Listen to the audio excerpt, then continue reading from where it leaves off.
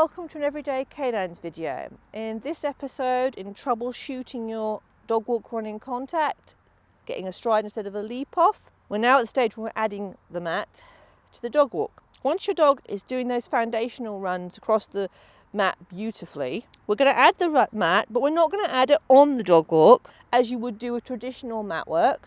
We're adding it at the end. So my dog should come down here, and if they've nailed that foundational behaviour, should understand they've got to keep running across this mat to get the reward. And this was really the light bulb moment for Magpie, because she can see this really easily. A little tiny mat here, when a dog is coming fast, they've got to be really on the ball to see that, to pick it up. But this is obvious. And she knows what she's got to do, she's just got to keep running across it. It's really easy, simple, not making it complicated for the dog, just making it really easy for them to gain success. Mat is there, and here's my dog walk. Trip Manners Minder is out there now. I would say that's a good couple of metres out, possibly more. I want to make sure there's a nice distance, and this is where it's different from when you do your other stuff. A lot of the stuff you start close. From the get-go, I want this to be out far, so she has got to run to it. So we're going to start like we would on a low level. Come here.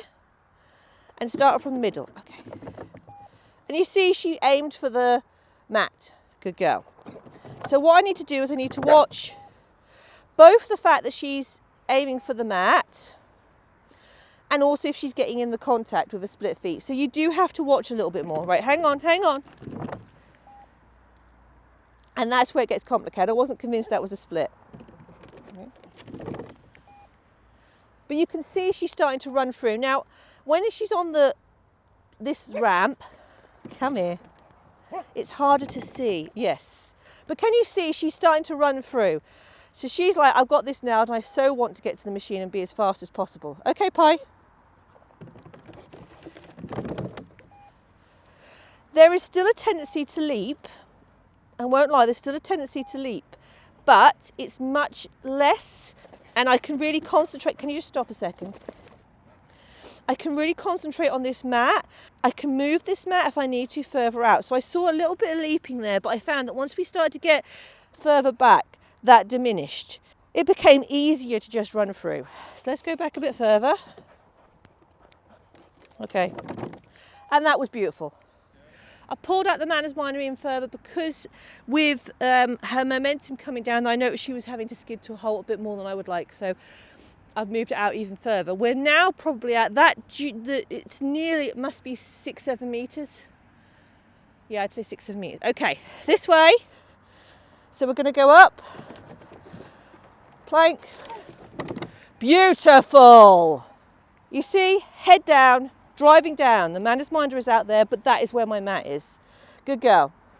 I'll go a bit further back. Nice.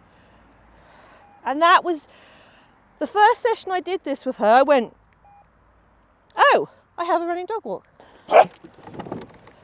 Nice. Good girl. Now you get the idea. And I've gone all the way back. I've done a full dog walk with a jump set at 10 metres. Good girl. And she has done that and hit the contact. That little tweak, and it is only a little tweak on mat work, has been hugely successful. The question is, I suppose the question is, what's going to happen about removing the mat work? Now, my plan is to keep using the mat during my training sessions here at my personal field.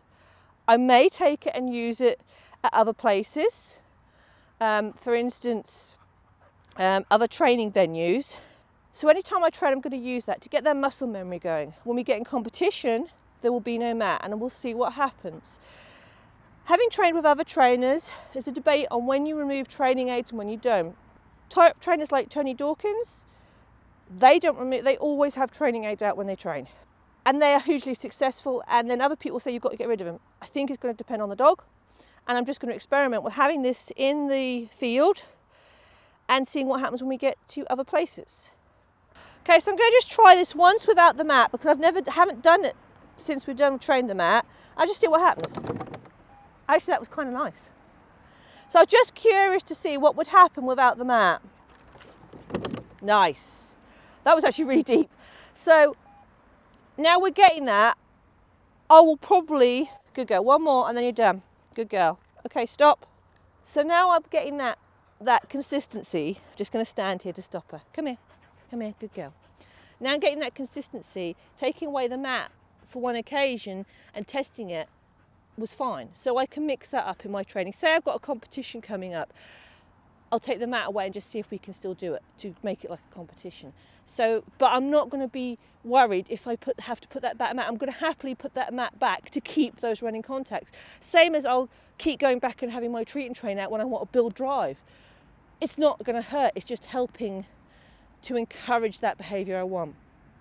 So I hope that's been useful to you. If you want to share videos of how you're getting on, you can on my Facebook page. I will have a look if I, tag me in them so I see them, but share them. And, if there's anything else you're having trouble with, ask.